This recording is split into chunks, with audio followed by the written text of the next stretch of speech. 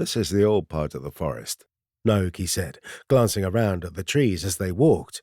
Among the servants who lived at Heaven's Gate the longest, it's known as the Elderwild. Elderwild? Rin echoed in a hushed voice, intrigued into forgetting his shyness for a passing moment. Yes, Master Rin. Naoki nodded down at him. I don't think anyone really knows what's in there. No one much travels these paths anymore. I think most people have forgotten they're even here.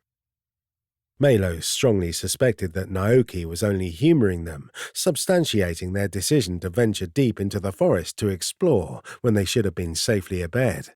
At the same time, he was excited at the idea that they might actually have found their way into a more mysterious part of the forest than they'd seen up until now. Is the old forest more dangerous than the rest of it? He asked. Who can say? Naoki shrugged. There are strange things in these lands, old things. The High Lord's mother used to worship the goddess Rame in the woods behind the palace, and there are powers in this place more ancient still. Seeing the questioning gleam in Melo's eyes, he elucidated.